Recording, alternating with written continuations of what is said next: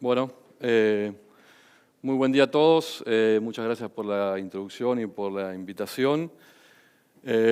Voy a tratar de ir rápido a la presentación mía. Como bien contaba Odu,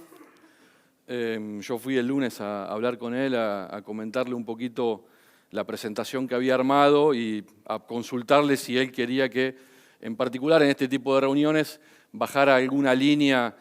alineado con la parte comercial o algo puntual que él quisiera que dijera. Y tuvo una gran idea y me dijo, sí, me gustaría que hables un poquito de ganancia genética, de cómo está compuesta, de esto del 1, 2, 3%, cómo es que se logra, cómo las nuevas tecnologías. Acto seguido agarré la presentación que tenía armada. Hay un icono en el escritorio de la computadora que se llama papelera de reciclaje. La puse ahí adentro y no se recicló, directamente se eliminó. Tuve que abrir el PowerPoint y armar una presentación nueva. Así que les pido un poquito de paciencia. Quizá está un poquito rústica, no la pude cosmetizar como me hubiese gustado, pero creo que el concepto quedó muy bueno y creo que va a ser interesante y bueno, los invito a que sean pacientes. Primero tuve que ir a los libros y ver bien el concepto teórico, porque no quería fallar mucho en esto. ¿Cuál es el concepto teórico de ganancia genética? Y básicamente lo que encontramos es, bueno, yo no sé si ven, el puntero este láser no creo que funcione mucho, pero básicamente es el trabajo que hacemos en lo que es la empresa de mejoramiento o en los fitomejoradores dentro de la empresa, es agarrar un conjunto de individuos, seleccionar, en nuestro caso, en la empresa GDM, principalmente nos enfocamos en rinde. Entonces seleccionamos un grupo de individuos, generalmente los que expresan un mejor rinde, y vemos al año siguiente, exploramos ese conjunto de individuos en nuevos ambientes y esperamos que la media de rinde de los individuos selectos sea superior a la media de rinde de la población original donde surgieron esos individuos.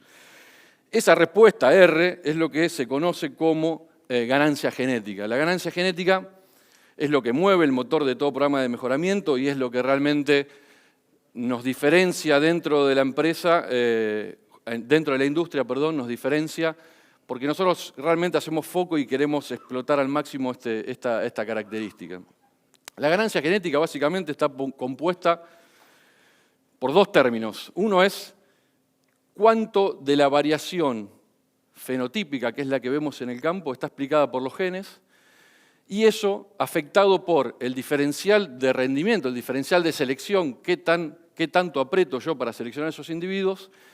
y la cantidad de años que me lleva el ciclo completo de mejoramiento, desde que hago un cruzamiento hasta que hago un lanzamiento. Ya no los voy a complicar más con fórmulas, pero básicamente cuánto de lo que vemos en el fenotipo y qué es el fenotipo es una combinación del efecto de los genes, del efecto del ambiente y de la interacción justamente de los genes con el ambiente. Básicamente lo que queremos hacer es,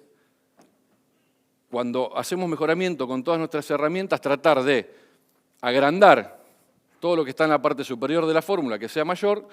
y todo lo que está en la parte inferior de la fórmula que sea menor. Es decir, tratar de hacer todo más rápido, en menos años de ciclo, tratar de despejar o disminuir o llevar a cero lo que es la variación ambiental y tratar de disminuir también lo que es la interacción de genotipo por ambiente para poder, mediante un fortalecimiento de la variancia genotípica, o sea, de los genes, que es lo que nosotros finalmente manejamos y es lo que se puede heredar de una generación a otra, poder agrandar eso y poder mantener altas presiones de selección y lograr un resultado de aumento de ganancia genética. Esto es un estudio que voy a mostrar un poquito más adelante, un poquito más detallado, que hicimos dentro de la empresa, que presentó Marcos Quiroga, el director de investigación, lo presentó el año pasado en Atenas, en un congreso de genómica, y es un estudio que hicimos sobre la ganancia genética en los distintos territorios de Sudamérica, donde nosotros tenemos fuerte presencia, y lo que hicimos básicamente fue analizar la zona núcleo de Argentina, donde están los grupos de madurez 3 y 4, zona central para los grupos de madurez 5 y 6, zona norte, sur de Brasil y centro-norte de Brasil, toda la parte de cerrados. Lo que hicimos fue agarrar una serie histórica de todos los materiales que había en la industria, prácticamente los últimos 15 a 20 años, y calcular la ganancia genética obtenida de la industria. Lo que veíamos era que el valor Para Sudamérica, promedio es de 1,2% de ganancia genética. Esto quiere decir, todos los años se liberan en promedio materiales que son, desde el punto de vista genético, 1,2% superior al material que se lanzó el año anterior. Y veíamos que había una dispersión más o menos de entre 0,9 en los valores más bajos a 1,7 en algunos casos muy puntuales, que básicamente son los casos donde se produjo un cambio más que nada en el tipo de materiales. Por ejemplo, en el norte de Argentina, que era una zona donde se sembraban principalmente grupos de materiales determinados y muy defensivos, un cambio en parte forzado por la industria hacia materiales de madurez por ahí un poquito más cortas y de hábito de crecimiento indeterminado, que generaron más que una ganancia de genética, esto lo que es un salto genético dentro de estas curvas. La idea es comentarles, esta va a ser el esqueleto de la presentación que yo voy a dar, es comentarles cómo las herramientas que nosotros tenemos desde el programa de mejoramiento intervienen en esa fórmula de ganancia genética. Entonces, vamos a hacer una breve introducción de lo que es el germoplasma, que es nuestro recurso genético y que es por ahí el activo más importante dentro de investigación, que obviamente impacta en lo que es la parte superior de la fórmula de ganancia genética, en lo que es variancia genética, pero también impacta en lo que es interacción por ambiente y en lo que es diferencial de rendimiento. Vamos a hablar de todas las técnicas de bioestadística, muy relacionado con lo que hablaba Federico en la presentación anterior, de toda esta cantidad de información que se está empezando a generar y nuevas herramientas para generar mayor información, que esa mayor información al fin y al cabo nos permiten entender mejor lo que son las interacciones de genotipo por ambiente, entender mejor lo que es el efecto ambiental y finalmente vamos a hablar en todo lo que es las herramientas de biotecnología, cómo impactan también en la ganancia genética, principalmente, prácticamente en todos los términos de la fórmula, pero principalmente en todo lo que está relacionado obviamente a la parte genética, que la parte heredable de año tras año y también que nos ayuda a despejar incógnitas como las interacciones de genotipo por ambiente. Así que vamos a empezar principalmente con por lo que es el germoplasma. Germoplasma, como les comentaba, para nosotros es uno de los activos más importantes dentro del programa de investigación. Nosotros tenemos fuerte presencia en todos los países que producen soja, pero tenemos programas locales de mejoramiento, principalmente en 3 países, Argentina, Brasil y Estados Unidos, que son los países que tienen puntos en rojo, donde cada punto en rojo es una estación experimental donde se hacen cruzamientos, se generan poblaciones y se seleccionan localmente individuos. Y después mucho de ese germoplasma que generamos lo evaluamos en distintos países, como puede ser Bolivia, Paraguay, Uruguay, Canadá, en los países de Europa. Y últimamente, como bien les comentaba Obdulio, este último año ya estamos evaluando parte del germoplasma que generamos en China. Consideramos que es uno de los bancos de germoplasma de mayor calidad y diversidad, ya que el hecho de estar presentes desde el norte de Estados Unidos o el norte de China, donde se siembran materiales de ciclo doble cero, hasta las zonas más tropicales de Brasil, donde sembramos materiales de grupo 9 y ahora estamos incursionando en una zona nueva, al norte de Brasil, donde puede llegar a haber materiales de ciclo de madurez grupo 10. Consideramos que ese rango de madureces y ese rango de diversidad que tenemos dentro del programa de mejoramiento y al mismo tiempo la posibilidad de evaluarlo localmente en distintos países, haciendo un fuerte énfasis en lo que es selección de rendimiento, nos posiciona realmente en una posición muy privilegiada, valga la redundancia. Para que se den una idea, de manera, acá ustedes no lo ven, pero hay un relojito que es grande y con números rojos que me pone muy nervioso, pero que es la cuenta regresiva, así que no sé cuánto tiempo realmente va a llevar, pero acá para que se den una idea, de manera muy resumida, a escala mundial, en lo que es investigación, estamos evaluando en 320 localidades. Esto difiere del número que mostró ODU, que mostró 570 y pico, porque ODU suma lo que es localidades de investigación más localidades de desarrollo, que eso es lo que da 570, pero en localidades donde evaluamos microparcelas, que es lo que hacemos en investigación, tenemos 321 distribuidas en distintos puntos, como pueden ver en este cuadro. Todos los años, nuestra base de germoplasma está compuesta de cerca de 500.000 variedades nuevas todos los años. Y esas 500.000 variedades las evaluamos en cerca de 1,5 millones de microparcelas a campo todos los años. Obviamente, fuertemente, hay gran parte de eso en Estados Unidos, Brasil y Argentina, y el resultado de la selección o de los ciclos de selección recurrente en estos países después es llevado a evaluar en los otros países donde estamos teniendo actividades comerciales. Esto es lo que decía Odu, que creo que nos posiciona como uno de los programas de mejoramiento sin duda de mayor tamaño, de mayor envergadura, dentro de lo que es Sudamérica seguramente, y a nivel mundial creo que también con un muy buen posicionamiento. Obviamente, para acompañar toda la parte, la presencia en todos los territorios, tenemos que tener una estructura para poder evaluar todas las problemáticas del punto de vista sanitario que hay en cada uno de esos países. En cada uno de los países donde tenemos estaciones experimentales, tenemos un laboratorio de fitopatología donde evaluamos las enfermedades locales más importantes. Y de ahí pasamos a lo que es la parte de bioestadística y lo que son las técnicas, primero las técnicas de fenotipado avanzado. Como bien decía Federico, hoy se están generando una muchísima mayor cantidad de información de lo que se generaba en el pasado y hay herramientas automáticas, robots, drones, etcétera, que realmente nos permiten aumentar muchísimo la eficiencia de medición, es decir, disminuir muchísimo el error con el cual una persona puede tomar un dato en el campo. Para que se den una idea, recorrer 1,5 millones de microparcelas en todos los lugares donde le estaba mostrando en el mapa es muy complejo y sin lugar a dudas, si se hace 100% con gente, se conlleva error humano, con lo cual en este sentido toda la maquinaria de drones y de robots realmente nos han permitido disminuir muchísimo este error.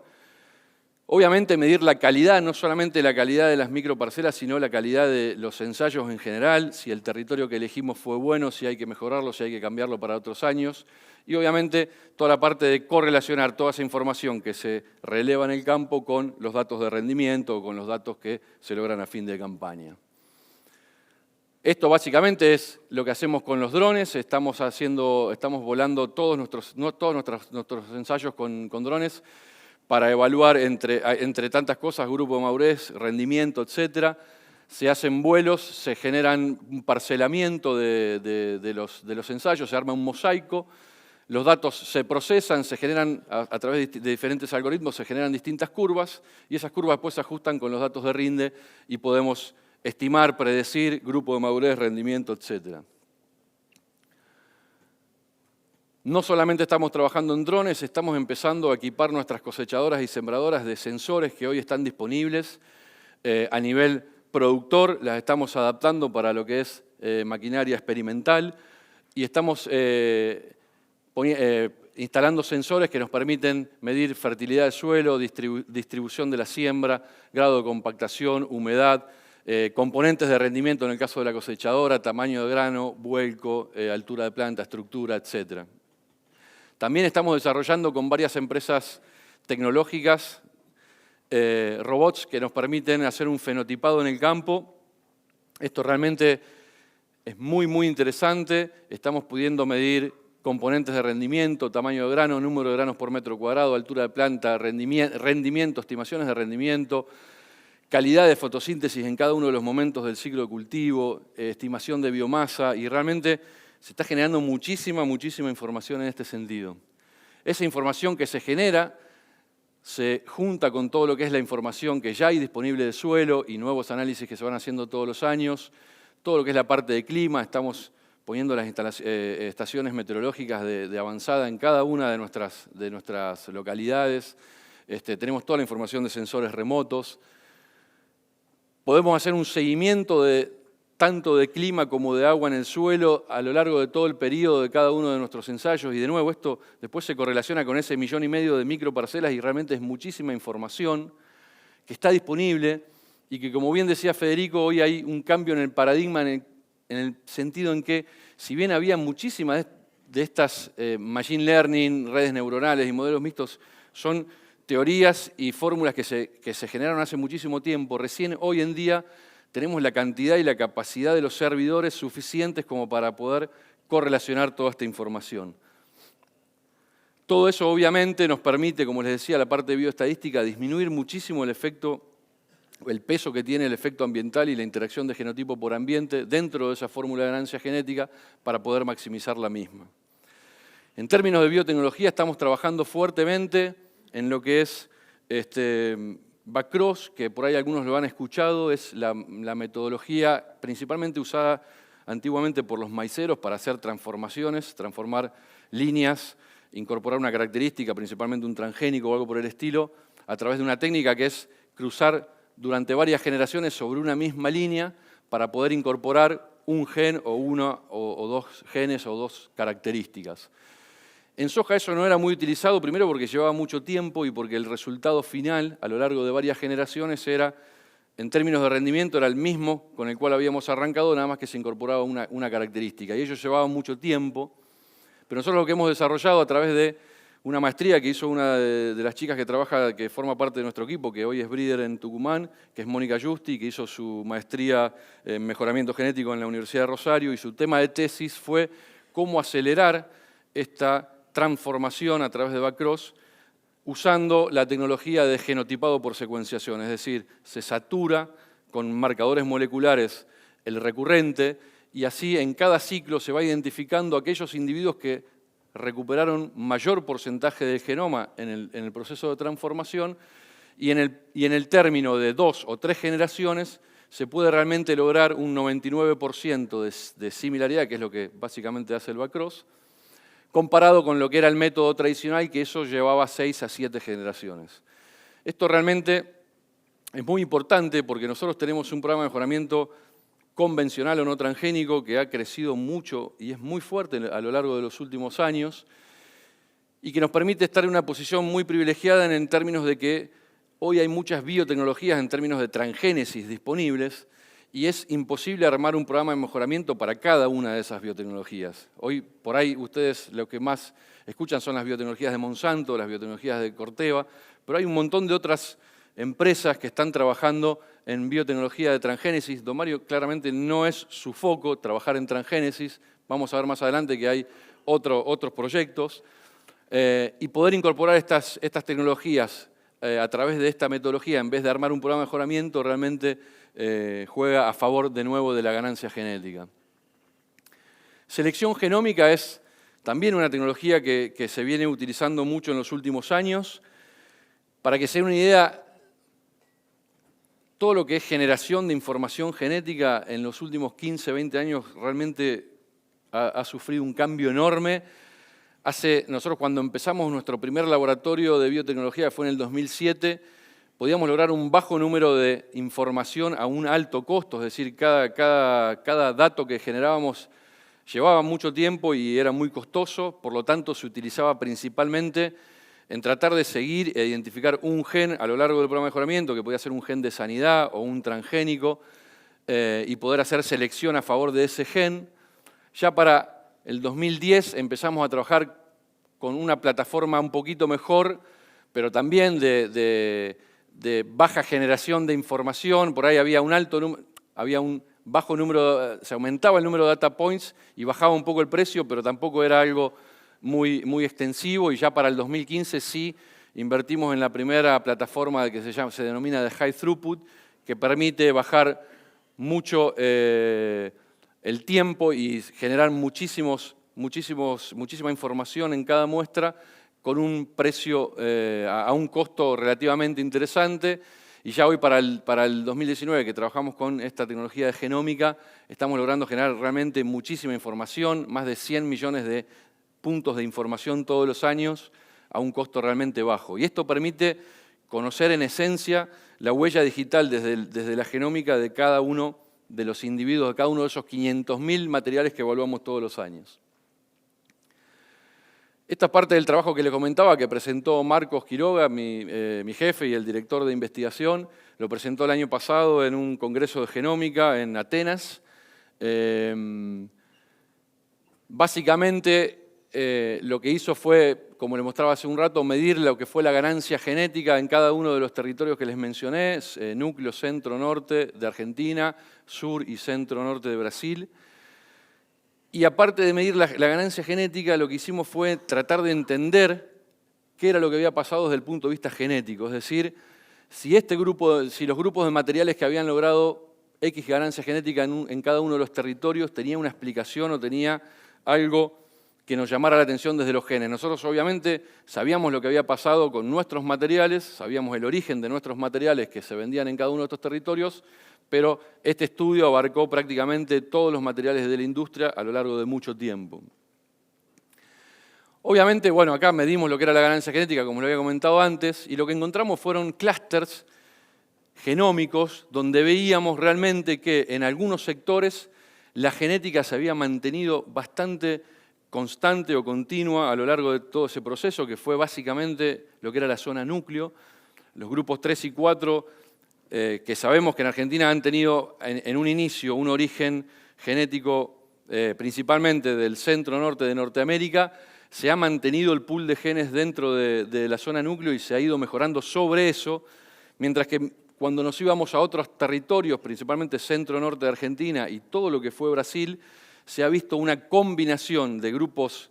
genéticos de distintos orígenes que en nuestro caso nosotros sabemos cuáles de estos individuos fueron los más exitosos y sabemos cuál es la composición genética de cada uno de esos individuos. Esta herramienta es muy útil para todo lo que es la parte de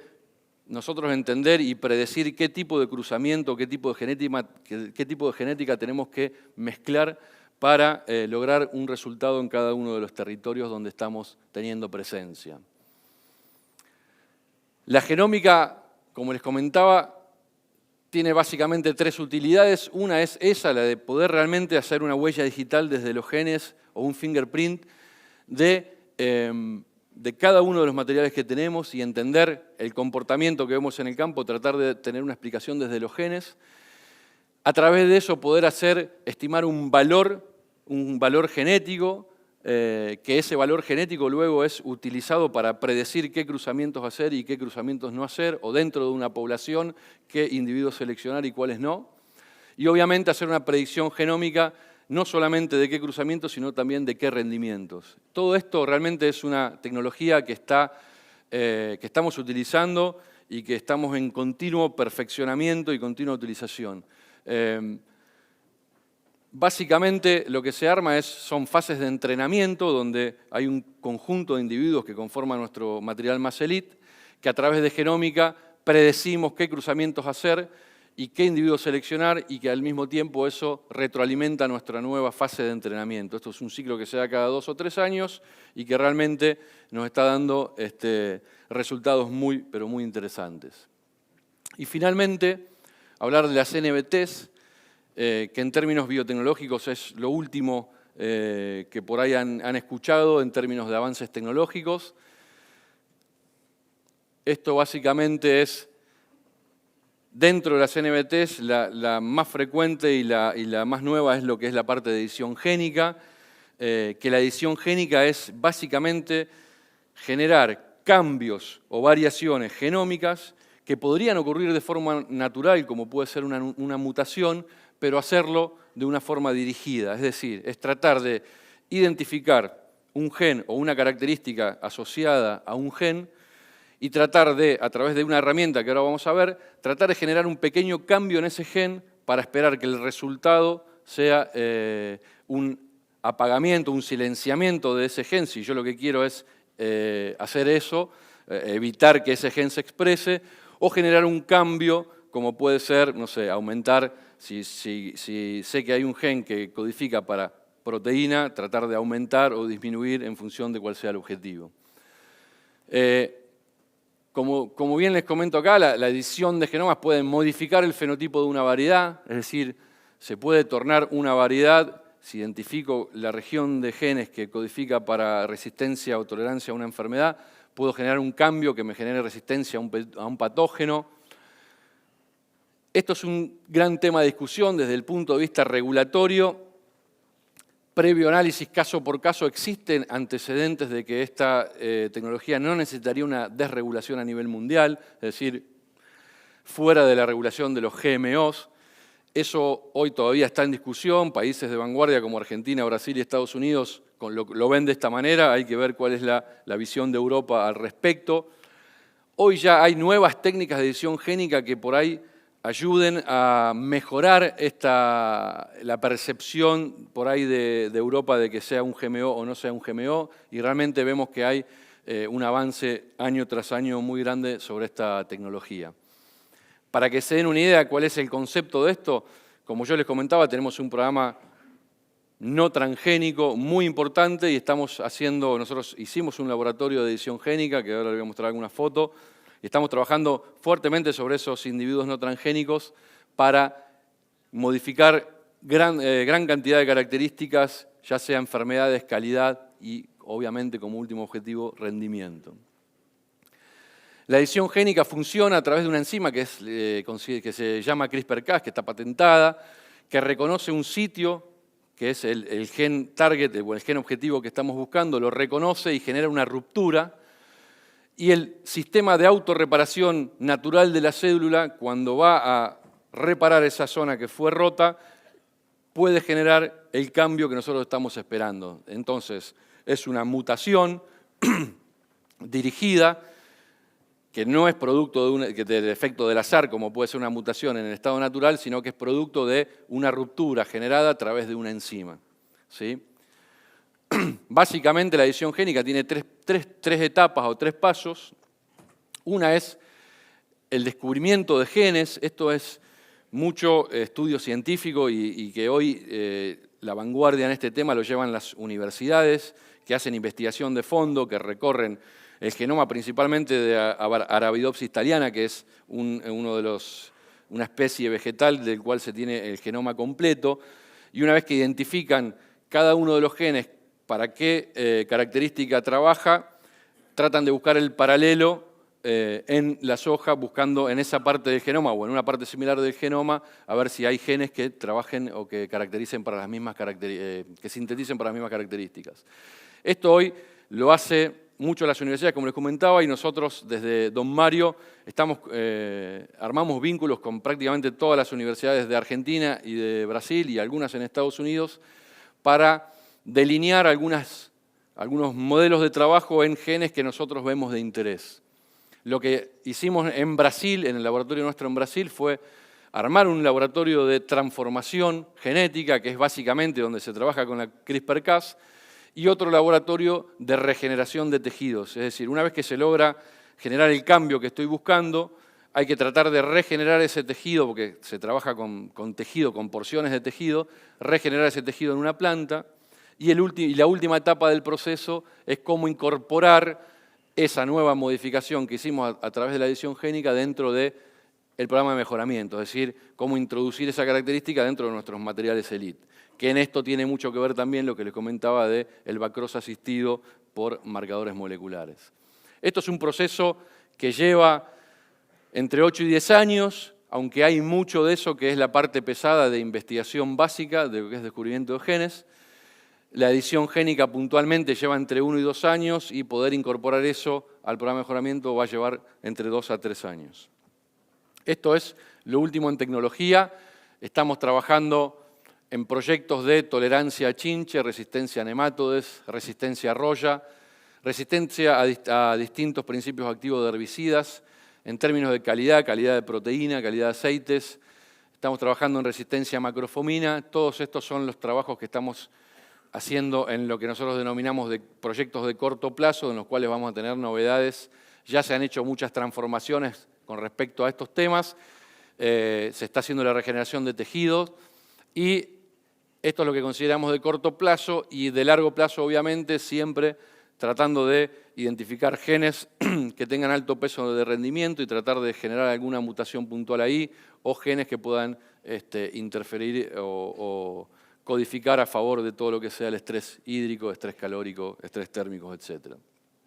Entonces tenemos un grupo de proyectos de corto plazo, del cual ya tenemos conversiones hechas, y tenemos los de largo plazo que básicamente estamos todavía en la etapa de Gene Discovery.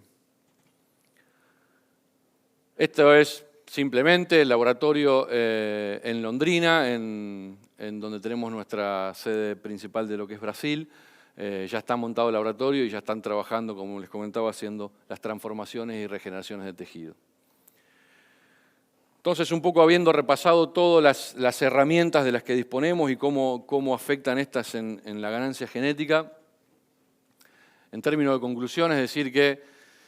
el crecimiento exponencial de toda la información disponible y la capacidad de procesamiento de datos realmente abre la puerta a una nueva revolución en términos de mejoramiento genético, aunque, como yo les mostré acá, los conceptos básicos del mejoramiento genético se mantienen. Digamos, hoy no hay ningún cambio de paradigma en esa fórmula que yo les comentaba, no es que aparece una herramienta que genere algún cambio en alguno de esos términos, que modifique los términos de la fórmula en sí. Lo que sí hacen es eficientizar mucho más cada uno de los términos de la fórmula de ganancia genética. El insumo más crítico y estratégico para nosotros sigue siendo nuestro germoplasma, y la forma en que nosotros evaluamos rendimiento de esa red de ensayos que le comentaba, con más de 300 localidades, donde evaluamos 500.000 de variedades todos los años, en casi 1,5 millones de microparcelas, sigue siendo para nosotros nuestro material clave, ya que, ya sea por edición génica o por cualquiera de otras de las metodologías, sigue siendo nuestro material con el cual trabajamos. Es decir, todo lo que aplicamos de edición génica lo aplicamos sobre esos materiales y todo lo que hacemos en términos de mejoramiento genético lo hacemos sobre nuestro germoplasma. La edición génica obviamente nos permitirá ampliar las fronteras de diversidad génica hoy disponible y obviamente GDM ha tomado la decisión estratégica de apostar a esta tecnología, fortaleciendo aún más su compromiso de llevar la mejor genética a los agricultores. Entonces, en este gran combo de materiales que tenemos, donde germoplasma forma la parte principal, tenemos todas las herramientas de genotipado que les comenté, todas las mediciones de dato ambiental y fenotipado, que a través de ciencia de datos, de todo esto, de disponer de servidores y software específicos para análisis de datos, realmente podemos exponenciar mucho más nuestra ganancia genética. El compromiso nuestro, el compromiso de la empresa es aplicar todas estas nuevas herramientas tecnológicas para alcanzar y mantener, y en lo posible superar niveles superiores al 2% en ganancia genética. Para que se den una idea, 2% significa en 10 años un 20% más de rendimiento, lo cual realmente sería un hito muy importante si lo logramos. Así que bueno, eso es todo desde el punto de vista de investigación y después creo que las preguntas para después. Muchas gracias. Ezequiel, gracias Ezequiel. Federico, te invito a sentarte, Ezequiel, para un par de preguntas. Lo invitamos a Federico también. En algunos minutos algunos de ustedes van a recibir el pedido de hacer el checkout, así que les pedimos que lo hagan por favor. Vamos a ver la primera pregunta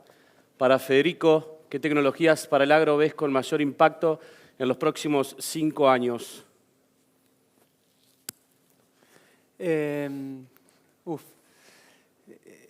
No sé exactamente o concretamente la respuesta. Sí sé o creo que van a ser tecnologías digitales que tengan que ver con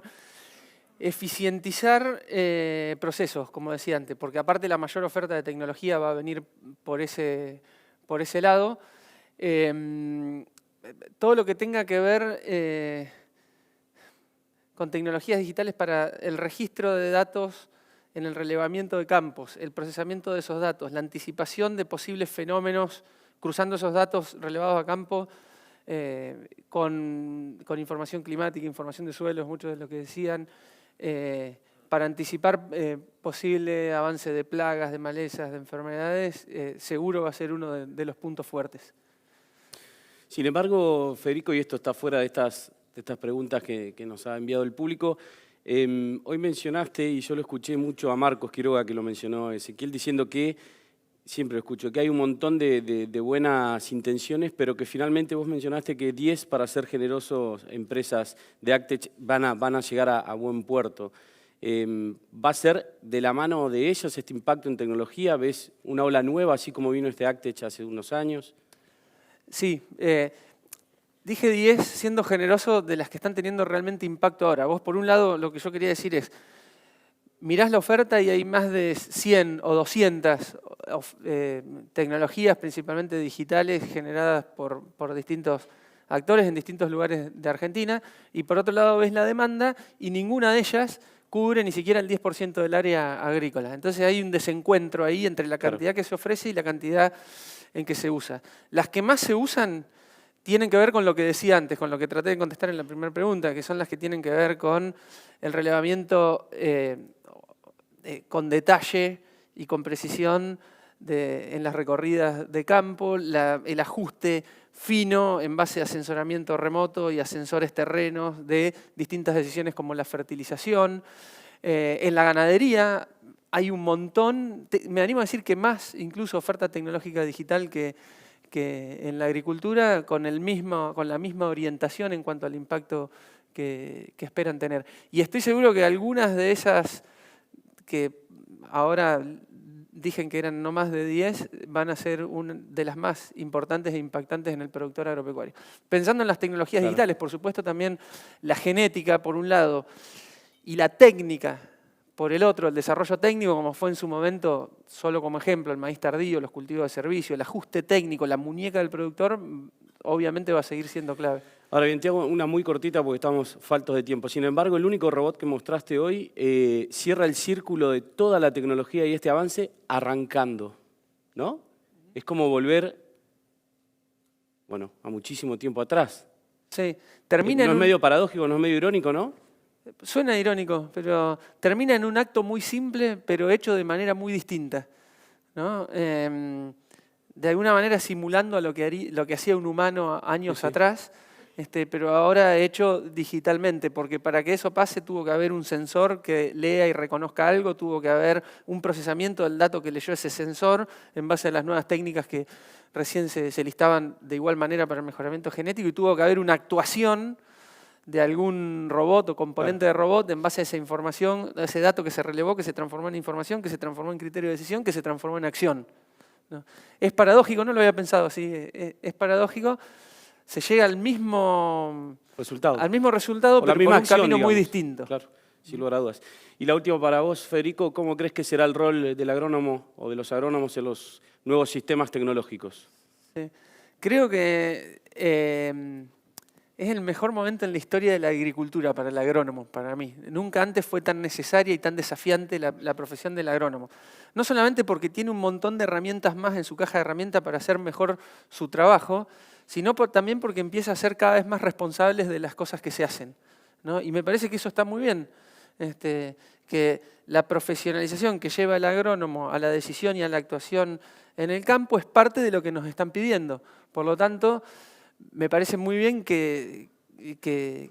así sea, y me parece que eleva en algún punto la profesión el rol del agrónomo en el futuro. Hoy mencionabas plantaciones verticales. Hace un tiempo atrás fuimos a cubrir unos eventos a Holanda donde se cansaron de pensar en el metro cuadrado de manera estándar y están produciendo, donde nosotros hacemos tomates, 12, 14 kilos por metro cuadrado, esos hacen casi 200 metros cuadrados, pero hacia arriba. Con lo cual, imaginémonos el cambio de paradigma que tenemos adelante. Ezequiel, ¿cuándo pueden llegar a estar disponibles los productos generados por edición génica? Los productos generados por edición génica dentro de GDM, los que había nombrado ahí en el listado, principalmente muchos de los que decía de corto plazo, ya están en etapa de regeneración. De hecho ya se han regenerado muchos y estamos empezando la etapa de incorporación adentro de nuestros materiales Elite, con lo cual creemos que vamos a tener muy buenas novedades en términos de lanzamiento de materiales con estas tecnologías de acá a 4 o 5 años. Después tenemos obviamente toda una línea de trabajo de largo plazo, que son principalmente todo lo que es la parte de genes cuantitativos o características manejadas por muchos genes, como puede ser rendimiento y estrés. Eso por ahí ya tenemos que pensar una línea de tiempo un poco más tirando a 10 años. Creo que algo respondiste de la segunda. ¿Estas técnicas en cuánto pueden incrementar la tasa de ganancias? Bueno, yo como les comentaba, quizá a veces en términos absolutos parecen valores muy bajos, pero una tasa de ganancia genética hoy en zona núcleo es de 0,8%, y nosotros estamos, que eso es lo que en los libros siempre se conoce como entre 30, 35, 37 kilos por hectárea. Nosotros estamos pensando llevar eso a 2% anual. Sostenido en el tiempo, creemos que puede realmente generar un cambio muy grande.